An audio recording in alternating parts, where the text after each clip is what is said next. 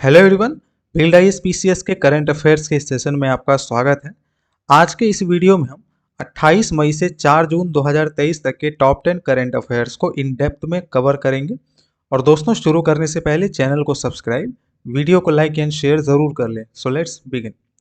भारतीय दंड संहिता की धारा 124 ए के संबंध में निम्नलिखित कथनों पर विचार करें।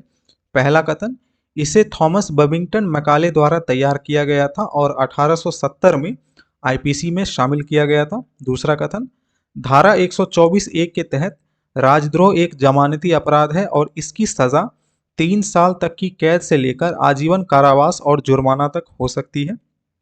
ऊपर दिए गए कथनों में से कौन सा कथन सही है?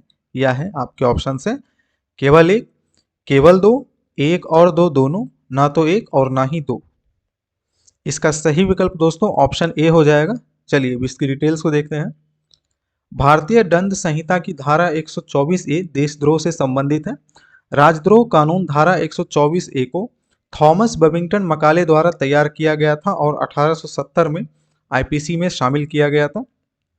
इस खंड को पहली बार 1863 और 1870 के बीच वहाबी गतिविधि के विकास को संबोधित करने के लिए शामिल किया गया था। इनमें से सबसे पहला 1891 में जोगेंद्र चंद्र बोस का मुकदमा था। उन्होंने समाचार पत्र बंगोबासी के संपादक के रूप में कार्य किया था। देशद्रोह एक गैर जमानती अपराध है। चलिए नेक्स्ट क्वेश्चन देखते हैं। साल वृक्ष के संदर्भ में निम्नलिखित कथनों पर विचार कीजिए। पहला कथन, इसके विकास के लिए अच्छी जल निकासी वाली नम और बलुई दोमट मिट्टी की आवश्यकता होती है। दूसरा कथन, यह भारत के पश्चिमी हिमालय क्षेत्र में पाई जाती है। ऊपर दिए गए कथनों में से कौन सा कथन सही है? या है आपके ऑप्शन है केवल एक, केवल दो, एक और दो दोनों, ना तो एक और ना ही दो। इसका सही विकल्प दोस्तों ऑप्शन ए हो जाएगा। चलिए अब इसकी डिटेल्स को देखते हैं। हाल ही में सरकार के स्वामित्व वाले आदिवासी विकास सहकारी निगम ओडिशा लिमिटेड ने 9 ओडिशा जिलों से साल के बीज की खरीद का फैसला किया है। साल का पेड़ एक बड़ा उपपर्णपाती पेड़ है। यह भारत के उत्तरी और मध्य भारतीय क्षेत्रों में होता है। इसके लिए अच्छे जल निकास वाली नम और बलुई दोमट मिट्टी की आवश्यकता होती है। यह 36 डिग्री सेल्सियस से 44 डिग्री सेल्सियस के अधिकतम तापमान और 11 डिग्री सेल्सियस से 17 डिग्री सेल्सियस के न्यूनतम तापमान तक जीवित रहता है और इसे प्रतिवर्ष 1000 मिलीमीटर से 3500 मिलीमीटर की औसत वर्षा की आवश्यकता होती है। इस पेड़ का उपयोग स्वदेशी चिकित्सा पद्धति में किया जाता है। चलिए नेक्स्ट क्वेश्चन देखते हैं। एबोसिन जो हाल ही में समाचारों में देखा गया था, क्या है? आपके ऑप्शन है नव विकसित डिजिटल मुद्रा, आक्रामक उपजाति, एंटीबायोटिक, इनमें से कोई नहीं। इसका सही विकल्प दोस्तों ऑप्शन सी हो जाएगा, एंटीबायोटिक है ये। चलिए इसके डिटेल्स को देखते हैं। यह CCR2 नामक प्रोटीन के सामान्य कार्य करने के लिए जाना जाता है। एबोसिन बैक्टीरिया के अंतर्गत उत्पादित लिपोप्रोटीन को बाहरी झिल्ली में जाने से रोकता है। एबोसिन प्रजाति चयनात्मक भी है। एसिनोबैक्टर बोमनी एक ग्राम नकारात्मक जीवाणु है, जिसका अर्थ है कि इसमें एक सुरक्षात्मक बाहरी झिल्ली होती है जो इसे एंटीबायोटिक दवाओं का प्रतिरोध करने की अनुमति देती है।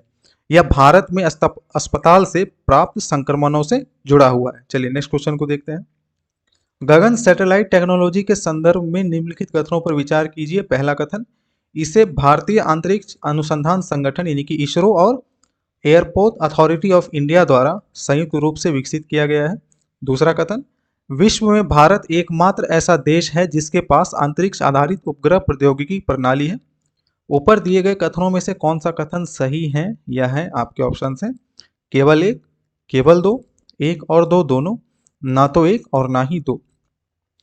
इसका सही विकल्प दोस्तों ऑप्शन ए हो जाएगा। चलिए अब इसकी डिटेल्स को देखते हैं। गगन सैटेलाइट टेक्नोलॉजी को इसरो और एयरपोर्ट अथॉरिटी ऑफ इंडिया द्वारा संयुक्त रूप से विकसित किया गया है। यह GPS standard positioning service navigation signal को आवश्यक संवर्धन प्रदान करता है। गगन समुद्री राजमार्गों और रेल मार्गों सहित परिवहन के सभी साधनों को विमानन से पूरे लाभ प्रदान करेगा। दुनिया में केवल 4 अंतरिक्ष आधारित वृद्धि प्रणालियां उपलब्ध हैं, अर्थात जैसे भारत के पास गगन, यूएस के पास वास, यूरोप के पास इग्नोस और जापान के पास MSAS। चलिए नेक्स्ट क्वेश्चन को देखते हैं। आईएनएस त्रिशूल जो हाल ही में समाचारों में था किस क्लास से संबंधित है? आपके ऑप्शन है कलवरी क्लास, तलवार क्लास, दिल्ली क्लास, इनमें से कोई नहीं। इसका सही विकल्प दोस्तों ऑप्शन बी तलवार क्लास हो जाएगा। चलिए इसकी डिटेल्स को देखते हैं। आईएनएस त्रिशूल भारतीय नौसेना के तलवार क्लास से संबंधित है। यह 2003 में भारतीय नौसेना के शस्त्रागार में शामिल हुआ था। इन्हें भारत रूस संयुक्त उत्पादन के तहत रूस में बनाया गया है। इसमें 4000 टन की विस्थापन क्षमता और 30 समुद्री मील की गति है और यह मुख्य रूप से दुश्मन पनडुब्बियों और बड़े सतह के जहाजों को खोजने और नष्ट करने के लिए विभिन्न प्रकार के नौसैनिक मिशनों को पूरा करने में सक्षम है। चलिए नेक्स्ट क्वेश्चन को देखते हैं। भारत ने निम्नलिखित में से किसके साथ फुकोट करनाली जल विद्युत परियोजना शुरू की है? आपके ऑप्शन हैं बांग्लादेश, नेपाल, म्यांमार, भूटान। इसका सही विकल्प दोस्तों ऑप्शन बी हो जाएगा नेपाल। चलिए इसकी डिटेल्स को देखते हैं। फुकोट करनाली जल विद्युत परियोजना नेपाल के करनाली प्रांत के कालीकोट जिले में स्थित है। परियोजना की स्थापित क्षमता लगभग 2448 गीगावाट पर आवर है की औसत वार्षिक उत्पादन के साथ 480 मेगावाट होगी। इस परियोजना की कल्पना पिकिंग रन ऑफ रिवर प्रकार की योजना के रूप में की गई है। भारत और नेपाल के बीच अन्य जल विद्युत परियोजनाएं निम्नलिखित हैं, जैसे पंचेश्वर बहुउद्देशीय परियोजना जो कि महाकाली नदी पर है, अरुण जल विद्युतीय परियोजना जो कि अरुण नदी पर है और अरुण नदी एक कोशी नदी की सहायक नदी है। चलिए नेक्स्ट क्वेश्चन को देखते हैं। मिशन वात्सल्य के संदर्भ में निम्नलिखित कथनों पर विचार करें। पहला कथन, इसका उद्देश्य सतत विकास लक्ष्यों के अनुरूप विकास और बाल संरक्षण प्राथमिकताओं को प्राप्त करना है। दूसरा कथन, इसे स्वास्थ्य और परिवार कल्याण मंत्रालय द्वारा कार्यान्वित किया जाता है। ऊपर दिए गए कथनों में से कौन सा कथन सही है या है? आपके ऑप्शन है केवल एक, केवल दो, एक और दो दोनों, ना तो एक और ना ही दो। इसका सही विकल्प दोस्तों ऑप्शन ए हो जाएगा। चलिए इसकी डिटेल्स को देखते हैं। मिशन वात्सल्य योजना सतत विकास लक्ष्यों के अनुरूप विकास और बाल संरक्षण प्राथमिकताओं को प्राप्त करने के लिए एक रोड मैप है।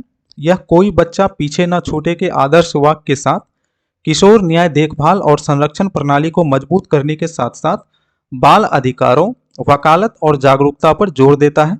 यह योजना 2021-22 से केंद्र प्रायोजित योजना के रूप में लागू है। इसे महिला एवं बाल विकास मंत्रालय द्वारा कार्यान्वित किया जाता है। चलिए नेक्स्ट क्वेश्चन को देखते हैं। अब गुआरानी जनजाति जो हाल ही में खबरों में रही किससे संबंधित है? आपके ऑप्शन है मध्य एशिया के देश, दक्षिणी अमेरिकी देश, ऑस्ट्रेलिया, इनमें से कोई नहीं। इसका करेक्ट ऑप्शन ऑप्शन बी हो जाएगा, दक्षिण अमेरिकी देश। चलिए अब इसकी डिटेल्स को देखते हैं। हाल ही में पूरे ब्राजील जो कि एक दक्षिणी अमेरिका का एक देश है, इसमें गुआरानी आदिवासी लोगों द्वारा विरोध शुरू हो गया है क्योंकि देश के चैम्बर ऑफ डेप्यूटी ने एक नए भूमि विधेयक को मंजूरी दे दी है जो स्वदेशी लोगों की पैतृक भूमि की नई मान्यता को प्रतिबंधित करेगा। लगभग 500 साल पहले दक्षिण अमेरिका में यूरोपीय लोगों के आने के बाद गुआरानी लोगों से संपर्क करने वाले पहले लोगों में से एक थे। ब्राजील में आज लगभग 51,000 गुआरानी 7 राज्यों में रहते हैं जो उन्हें देश की सबसे बड़ी जनजाति बनाते हैं। कई अन्य पड़ोसी जैसे पैराग्वे, बोलिविया और दक्षिण अमेरिका के अर्जेंटीना में गुआरानी आदिवासी रहते हैं। चलिए नेक्स्ट क्वेश्चन को देखते हैं। भारत की विशाल अनाज भंडारण योजना पहल के संदर्भ में निम्नलिखित कथनों पर विचार कीजिए। पहला कथन, इसे केंद्रीय सहकारिता मंत्रालय द्वारा पायलट आधार पर कम से कम 10 चयनित जिलों में लागू किया जाएगा। दूसरा कथन, इसका उद्देश्य प्राथमिक कृषि ऋण समितियों के स्तर पर कृषि भंडारण बुनियादी ढांचे की कमी को दूर करना है।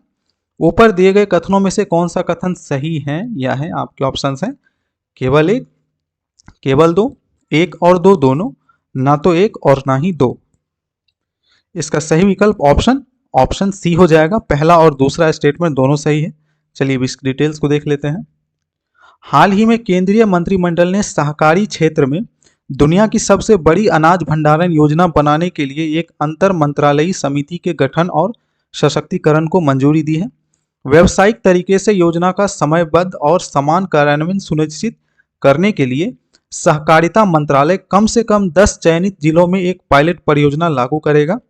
सहकारिता मंत्री की अध्यक्षता में एक अंतर मंत्रालयी समिति का गठन किया जाएगा जिसमें कृषि और किसान कल्याण, उपभोक्ता मामले, खाद्य और सार्वजनिक वितरण, खाद्य प्रसंस्करण उद्योग के मंत्री और सदस्य दिशा निर्देशों या कार्यान्वयन को संशोधित करने के लिए शामिल होंगे। चलिए नेक्स्ट क्वेश्चन को देखते हैं अब।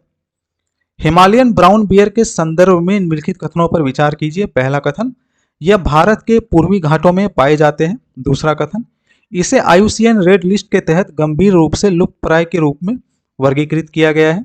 ऊपर दिए गए कथनों में से कौन सा कथन सही है या है? आपके ऑप्शन है केवल एक, केवल दो, एक और दो दोनों, ना तो एक और ना ही दो। इसका सही विकल्प ऑप्शन बी हो जाएगा, केवल दूसरा स्टेटमेंट सही है। चलिए अब इसकी डिटेल्स को देख लेते हैं। यह हिमालय के ऊंचाई वाले क्षेत्रों में पाया जाने वाला एक मांसाहारी जीव है। यह पाकिस्तान, भारत, नेपाल, चीन के तिब्बती स्वायत्त क्षेत्र और भूटान सहित उत्तर पश्चिमी और मध्य हिमालय में पाए जाते हैं। यह इस क्षेत्र का सबसे बड़ा स्तनपायी है। नर जिसकी लंबाई 2.2 मीटर यानी कि 7 फीट तक लंबे होते हैं और मादा इससे छोटी होती है। भालू सर्वाहारी होते हैं और सर्दियों के दौरान मांद में हाइबरनेट होते हैं। इसे IUCN रेड लिस्ट के तहत गंभीर रूप से लुप्तप्राय के रूप में वर्गीकृत किया गया है। तो चलिए मिलते हैं बिल्ड IAS के करंट अफेयर्स के अगले सेशन में। अगर आपको यह वीडियो अच्छा लगा तो प्लीज़ हमारे चैनल को सब्सक्राइब, वीडियो को लाइक एंड शेयर ज़रूर करें। आप हमसे टेलीग्राम के माध्यम से भी जुड़ सकते हैं, जिसका लिंक नीचे डिस्क्रिप्शन बॉक्स में दे दिया गया है। Thank you for watching.